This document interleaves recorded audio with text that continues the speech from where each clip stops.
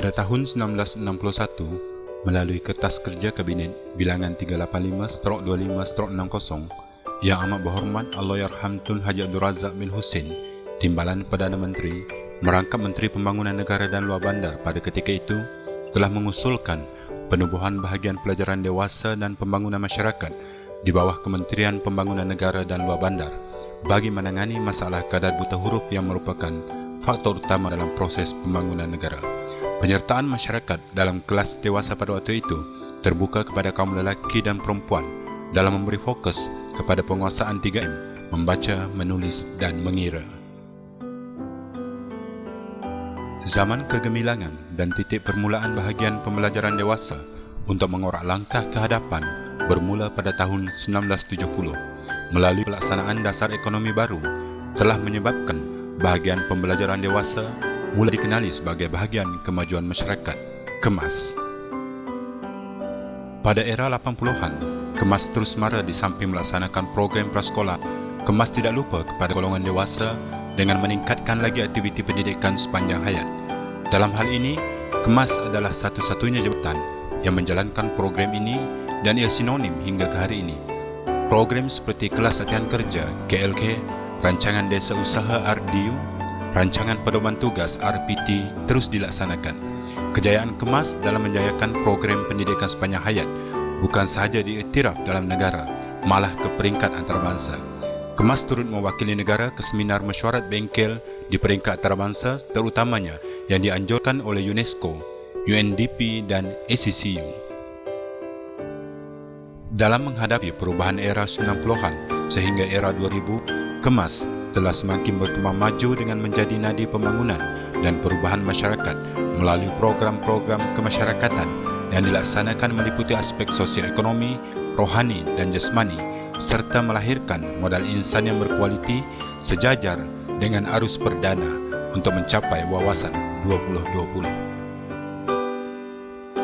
Sehingga tahun 2002, melalui penstrukturan semula KEMAS, cawangan pembangunan manusia telah dinaik taraf ke bahagian pendidikan masyarakat. Bahagian pendidikan masyarakat menyediakan program-program pendidikan non-formal seperti pendidikan literasi fungsian, pendidikan kesejahteraan keluarga, pusat sumber serta pendidikan kemahiran yang mana merangkumi program jahitan, masakan, sulaman, kraf tangan, perawatan dan literasi komputer. Di antara objektifnya adalah sebagai pembimbing masyarakat luar bandar ke arah peningkatan kerohanian, merangkumi aspek pengetahuan, penghayatan nilai murni dalam kehidupan harian.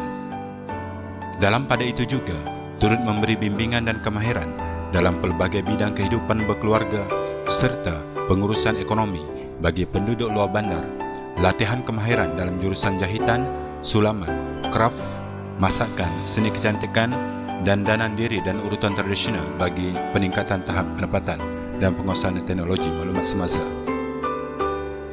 Di negeri Sarawak, Parlimen Batang Sadong khususnya, pendidikan asas membaca, menulis dan mengira dengan bimbingan kemahiran bagi golongan tercicir daripada pendidikan non-formal masih menjadi keperluan dan kehendak masyarakat sekaligus memupuk budaya membaca ke arah peningkatan pengetahuan dan kemahiran membaca.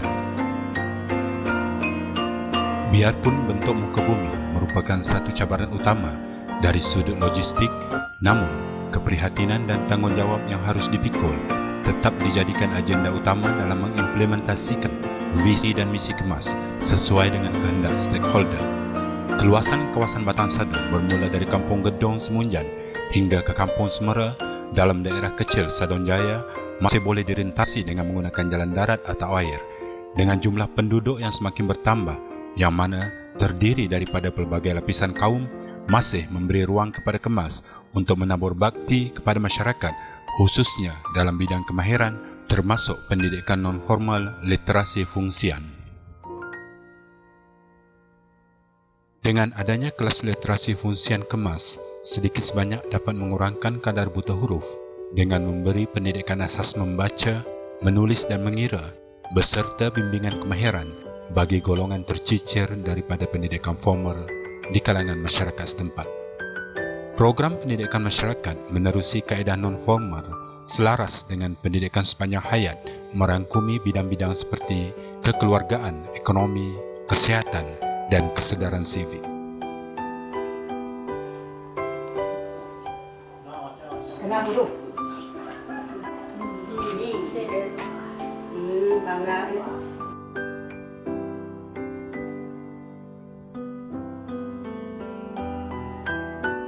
Literasi ada 12 orang dan yang selebihnya adalah kemahiran. Jadi dalam literasi ada bertingkat-tingkat lah. Ada yang sudah boleh membaca, ada yang masih belum dan ada juga yang masih mengenal. EEK, EIT, kaki. Okay, selepas mereka dilatih membaca, mereka akan diberi latihan menulis. Biarpun tanpa melalui pembelajaran secara formal, para peserta kelas literasi fungsian khususnya tanpa rasa jemu dan malu masih boleh mencapai tahap yang membanggakan selari dengan objektif dan keinginan jabatan.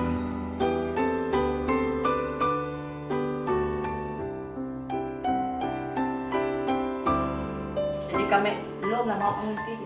Kami masih mau belajar. Kami enam lagi melu lah, bukannya untuk olok-olok untuk bercakap itu. Kami enam lagi melu. Cikgu Wen yang dua, Cikgu satu yang. Penerimaan daripada peserta amat menggalakkan lah. Baru nak belajar tu pada juga mengajar anak anak. Anak narik ni ada tahu. Kami masih belajar. Saya masih tak apa-apa lah. Dia pun sudah masuk dengan baca. Melalui penyertaan peserta dalam kelas aktiviti kemas seperti ini, sekaligus memberi mereka ruang dan peluang untuk meningkatkan lagi kemahiran mereka yang sedia ada.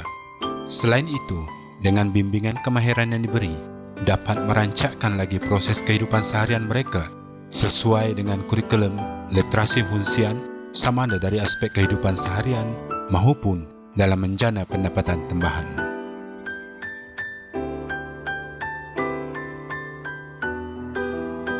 Bidang ekonomi. Dalam bidang ekonomi dipecah kepada dua banyak bahagian lah. Dan pada hari ini kita akan menentukan pada bahagian menambah pendapatan. Jadi dalam menambah pendapatan tu ada banyak cara. Siapa yang sama kita berikan? Lambat tak bunyi. Tengok ada orang beli kami jual, kami ada petang kami kena 30. Kadang orang di kampung tu, kadang-kadang orang ambil itu. Kadang kali murah yang ambil telefon rumah itu. Pagi ini kelas DAF Kampung Iboy sedang menjalankan bidang kemahiran serta membuat beg dari batu. Bahan-bahannya adalah kotak, kertas pembungkus ke hadiah, plastik, buku, Meja masuk. Basuh apa je? Dengan bunga, ada je bunga dia beli. Oh, jual dengan siapa? Webinar. Iya, Kak WB yang beli.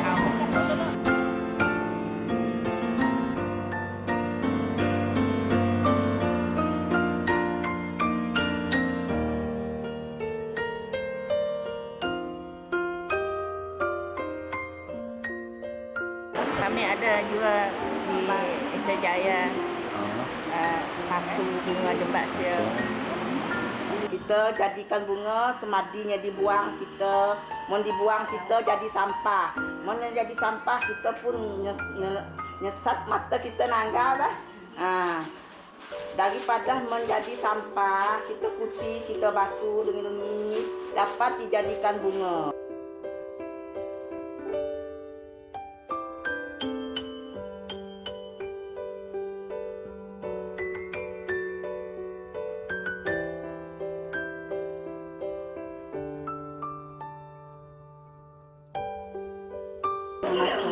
lingkungan 20 orang lagi. Kemudian kami orang tersebut masih lagi nak belajar, banyak lagi yang perlu kami nak belajar. Jadi kami berpindah ke rumah tu lah tempat kami belajar sampai ke hari itu. Macam-macam kan masakan, ada rumah ini, ada macam mulai ada jus-jus, kerap tangan macam zaman dan rumah macam tu. Ada juga mulai kayak Lampung Seribu orang. Jadi apa pikir kita program-program macam itu? Pandangan kita? Baguslah. Punya dapatlah kalau dapat ditingkatkan lagi.